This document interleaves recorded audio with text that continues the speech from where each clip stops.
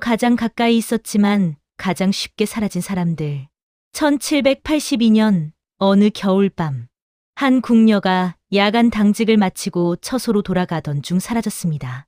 다음 날 아침 아무도 그녀를 찾지 않았습니다. 같이 일하던 궁녀들은 입을 다물었고 상궁은 단 한마디만 남겼습니다. 원래부터 없던 아이였다. 그 말 한마디로 그녀는 이 세상에서 완전히 지워졌습니다. 조선시대 궁녀, 그들은 누구였나? 왕의 가장 가까이에 있었지만 가장 쉽게 잊혀진 사람들입니다. 조선시대 궁궐에는 평균 600명에서 많게는 1000명이 넘는 궁녀가 살았습니다. 그녀들은 보통 7세에서 12세 사이 어린 나이에 궁궐로 들어왔습니다. 선발 기준은 까다로웠습니다. 양반가의 딸이거나 중인 계층의 딸, 얼굴이 단정하고 글을 읽을 줄 알며 건강해야 했습니다. 하지만 일단 궁궐 문을 들어서는 순간 그녀들의 인생은 완전히 달라졌습니다. 가족과의 만남은 1년에 단 한 번, 그마저도 궁궐 밖 지정된 장소에서 감시 아래 이루어졌습니다. 편지는 검열을 받았고 선물은 제한되었으며 심지어 가족의 죽음조차 바로 알 수 없었습니다. 궁녀가 되는 순간 그녀들은 딸이 아닌 궁궐의 소유가 되었습니다.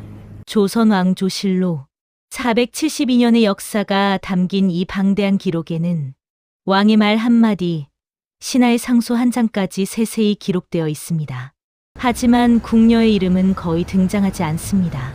5천만 자가 넘는 실록 속에서 궁녀의 이름이 나오는 경우는 단 2가지뿐입니다. 첫째, 왕이 총애를 받아 후궁이 되었을 때. 둘째, 큰 사건에 연루되었을 때. 그 외의 수백, 수천 명의 궁녀들은 역사 어디에도 기록되지 않았습니다. 이름은 있었지만 부를 사람이 없었습니다. 존재했지만 기억되지 않았습니다. 실록에 나오는 한 기록을 보겠습니다. 궁녀 한 명이 병으로 사망하다.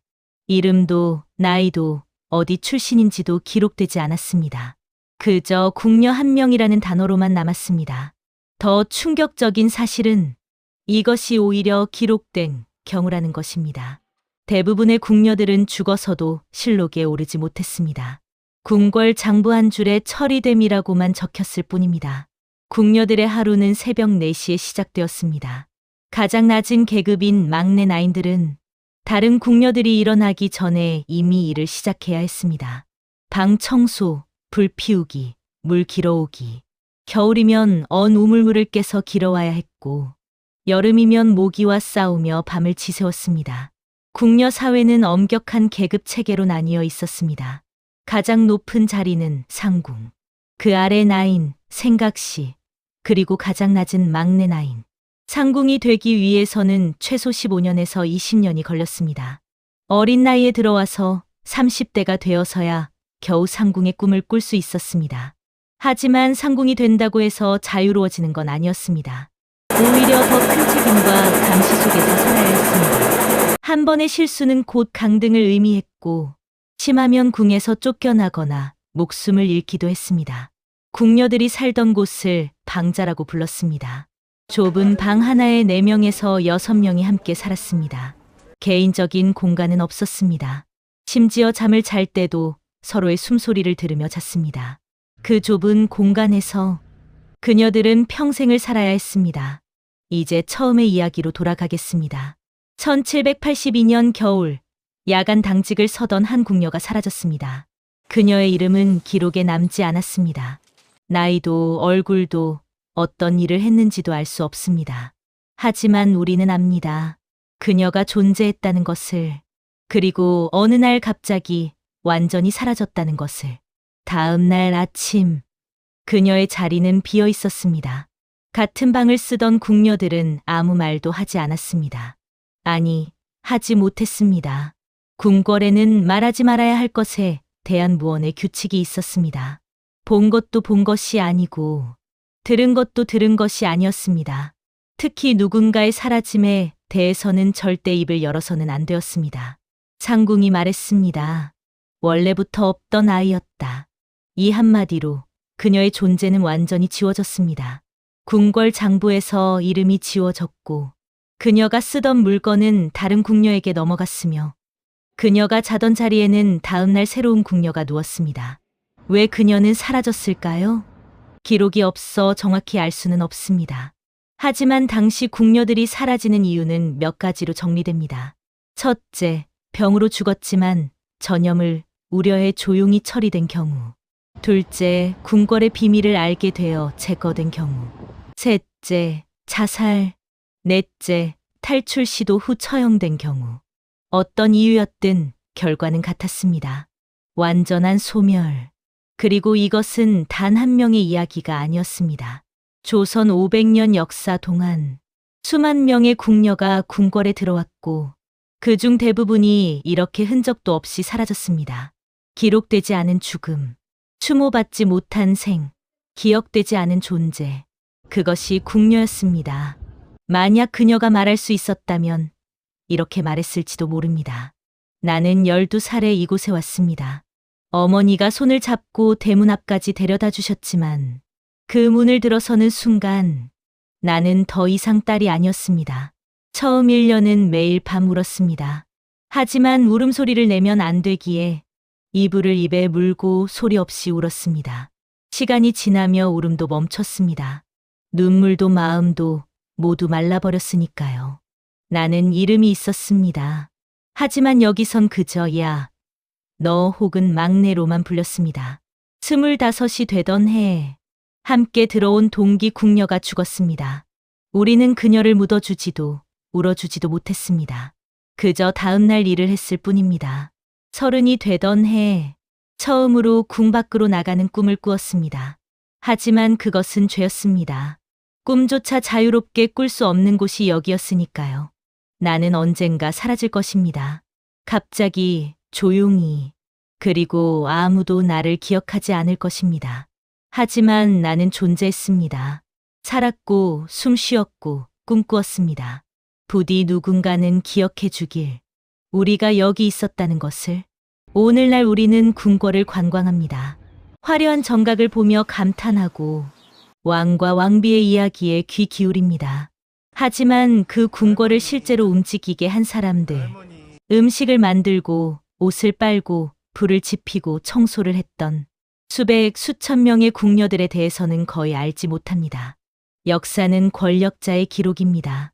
왕의 업적, 신하의 공운, 전쟁의 승패. 하지만 진짜 역사는 이름 없이 살다 간 평범한 사람들의 삶 속에 있습니다. 궁녀들은 역사 교과서 한 줄도 차지하지 못했지만 그들 없이는 조선왕조도 존재할 수 없었습니다. 다행히 최근 몇몇 연구자들이 궁녀들의 삶을 복원하려는 노력을 하고 있습니다. 궁궐에 남은 낙서, 개인적으로 쓴 편지 조각, 구전으로 내려온 이야기들. 이런 작은 흔적들을 통해 우리는 조금씩 그들의 목소리를 듣기 시작했습니다. 궁녀. 가장 가까이 있었지만 가장 쉽게 지워진 사람들. 하지만 우리가 기억하는 순간 그들은 다시 존재하기 시작합니다. 1782년 겨울 사라진 그 궁녀. 그녀의 이름은 역사에 남지 않았지만 그녀가 살았다는 사실만은 부정할 수 없습니다. 오늘 우리는 그녀를 기억합니다. 그리고 그녀와 같았던 수만 명의 궁녀들을 기억합니다. 역사에서 지워진 사람들. 하지만 결코 없었던 사람들은 아닙니다. 당신이 이 영상을 보는 순간 그들은 다시 존재합니다. 노비. 노비는 살아도 죽은 사람이었다. 1735년 어느 가을밤 한 노비가 도망쳤습니다. 그는 산을 넘고 강을 건너 백리를 달렸습니다. 살기 위해서였습니다. 하지만 그가 도망친 순간 주인은 장부에 이렇게 적었습니다. 도망, 사망, 처리. 그는 아직 살아 숨쉬고 있었습니다. 하지만 법적으로는 이미 죽은 사람이었습니다. 조선에서 노비의 도망은 자살 행위가 아니었습니다. 그것은 사망 신고였습니다. 조선시대 인구의 약 30%에서 40%. 이들이 노비였습니다. 전체 인구 1000만 명 중 300만에서 400만 명이 노비로 살았다는 의미입니다. 하지만 조선왕조실록 어디에도 그들의 이름은 거의 등장하지 않습니다. 노비는 법적으로 물건이었습니다. 팔 수 있고 빌려줄 수 있으며 상속할 수 있는 재산. 노비 문서를 보면 이렇게 적혀 있습니다. 노비 1명, 가격 쌀 30석, 소 1마리, 가격 쌀 20석. 사람이 소보다 비쌌지만 그 차이는 단지 가격일 뿐이었습니다. 노비는 태어날 때부터 노비였습니다. 조선의 법은 일천즉천 이지엔저지행이라는 원칙이 있었습니다. 부모 중 한 명이라도 노비면 자식도 노비. 아버지가 양반이고 어머니가 노비면 자식은 노비입니다. 어머니가 양반이고 아버지가 노비면 자식은 노비입니다. 노비의 피는 양반의 피를 지웠습니다. 신분의 세습, 태어나는 순간부터 결정된 운명. 그래서 노비는 평생 노비로 살았고 그의 자식도 자식의 자식도 노비로 살았습니다. 탈출구는 없었습니다. 아니, 정확히는 하나 있었습니다. 도망. 조선시대 노비가 도망치는 것은 흔한 일이었습니다. 기록에 따르면 매년 수천 명의 노비가 도망쳤습니다. 어떤 해에는 1만 명이 넘기도 했습니다. 왜 그들은 도망쳤을까요? 가혹한 노동, 끝없는 폭력, 인간 이하의 대우. 하지만 무엇보다 언젠가는 자유로워질 수 있을 것이라는 희망 때문이었습니다. 도망은 신중하게 계획되었습니다. 보름달이 뜬 밤, 주인이 깊이 잠든 시간, 추적자가 따라올 수 없는 험한 산길. 그들은 몇 달, 때로는 몇 년을 준비했습니다. 도망칠 경로, 숨을 곳, 도움을 받을 사람, 모든 것을 계획하고 마침내 결행했습니다. 하지만 도망친 노비를 발견하지 못하면 주인은 관청에 신고했습니다. 노비 아무개가 도망쳤다. 그러면 관청은 공문을 작성합니다. 전국의 관청에 그의 인상착의를 보냅니다. 키 5척 7촌, 얼굴에 흉터, 왼쪽 다리 절름. 하지만 잡히는 경우는 많지 않았습니다. 조선은 넓었고 숨을 곳은 많았으며 추적에 들어가는 비용은 너무 컸습니다. 그래서 1년이 지나도 잡히지 않으면 주인은 장부를 정리합니다. 그리고 노비의 이름 옆에 단 2글자를 적습니다. 사망스왕. 그는 아직 어딘가에서 살아 숨쉬고 있을지도 모릅니다. 새로운 이름으로 새로운 삶을 살고 있을지도 모릅니다. 하지만 법적으로는 죽은 사람입니다. 존재하지 않는 사람, 기록에서 지워진 사람, 살아있는 유령. 하지만 모든 노비가 성공적으로 도망친 것은 아니었습니다. 일부는 추적자에게 붙잡혔고, 일부는 배신당했으며, 일부는 스스로 돌아왔습니다. 굶주림을 견디지 못해서, 추위를 이기지 못해서, 혹은 가족 때문에 그들이 돌아오면 주인은 그들을 반겼습니다. 하지만 그것은 환대가 아니라 본보기를 위한 것이었습니다. 다른 노비들이 모두 모입니다. 주인의 명령입니다. 모두 나와서 봐라. 도망친 자의 말로를. 곤장이 준비됩니다. 100대. 조선의 법은 도망 노비에게 곤장 100대를 규정했습니다. 하지만 대부분은 그 이상이었습니다.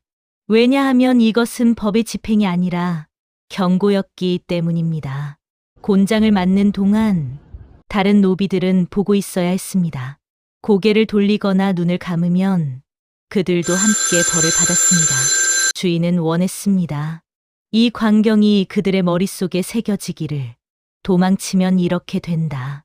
그리고 그것은 효과가 있었습니다. 많은 노비들이 도망칠 생각을 했지만 그 광경을 기억하고는 포기했습니다. 곤장 100대는 생존할 수 없는 형벌이었습니다. 대부분은 맞는 도중 죽거나 살아남아도 며칠 내 죽었습니다. 하지만 주인은 상관하지 않았습니다. 왜냐하면 노비의 생명은 본보기보다 가치가 낮았기 때문입니다. 한 명이 죽으면 나머지 10명이 도망치지 않습니다. 그것이 주인의 계산이었습니다. 조선시대 양반 가문에는 노비안 노비양이라는 장부가 있었습니다. 소유한 노비의 이름, 나이, 가족 관계, 일하는 곳, 모든 것이 기록되어 있었습니다. 하지만 이 장부에는 이상한 점이 있었습니다. 어느 해 한 양반가의 노비안을 보겠습니다. 노비 100명이 기록되어 있습니다. 10년 후 같은 장부를 봅니다. 노비는 여전히 100명입니다. 하지만 이름을 보면 30명이 바뀌어 있습니다. 무슨 일이 있었을까요? 장부를 자세히 보면 이렇게 적혀 있습니다. 김아무개 도망, 사망. 이아무개 병사, 박아무개 소재 불명. 그리고 그 밑에 새 이름이 적혀 있습니다. 새로 사들인 노비 최아무개, 노비 정아무개의 자식 출생. 노비의 숫자는 유지됩니다. 하지만 사람은 계속 바뀝니다. 마치 부품을 교체하듯이. 더 충격적인 것은 소재 불명이라는 표현입니다. 죽었는지, 도망쳤는지, 살아있는지 주인도 모릅니다. 하지만 확인하지 않습니다. 왜냐하면 확인할 필요가 없었기 때문입니다. 노비 한 명이 사라져도 다른 노비를 사들이거나 다른 노비가 나으면 그만이었습니다. 그들의 삶은 끝까지 확인할 가치가 없는 삶이었습니다. 1789년 실록에 이런 기록이 있습니다. 올해 도망한 노비가 3천여 명에 이른다. 3,000명. 하지만 그들이 어디로 갔는지, 살았는지 죽었는지 아무도 기록하지 않았습니다. 그들은 그저 사라진 숫자로만 남았습니다. 조선에서 가장 많이 사라진 사람들. 그것은 항상 노비였습니다. 만약 그들이 말할 수 있었다면 이렇게 말했을지도 모릅니다. 나는 태어날 때부터 노비였소. 내 어머니는 양반의 노비였고 그래서 나도 노비가 되었소. 나에게 이름은 있었지만 부를 사람은 없었소. 주인은 나를 이름 대신 야, 너라고만 불렀소. 나는 해가 뜨기 전에 일어나 해가 진 후에야 잠들었소. 쉬는 날은 없었고 임금은 거의 없었으며 불평할 권리는 전혀 없었소. 20살이 되던 해 나는 도망을 꿈꾸기 시작했소. 산 너머에는 자유가 있을 거라고 믿었소.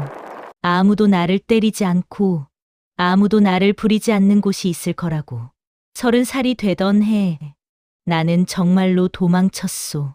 달이 뜬 밤 나는 집을 빠져나가 산을 넘고 강을 건넜소. 하지만 열흘 만에 잡혔소. 주인은 나를 마당에 세우고 다른 노비들을 모두 불렀소. 그리고 곤장을 때렸소. 나는 세지 못했소. 얼마나 맞았는지.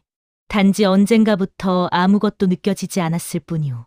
나는 살아남았소. 하지만 그날 이후 나는 다시는 도망을 꿈꾸지 않았소.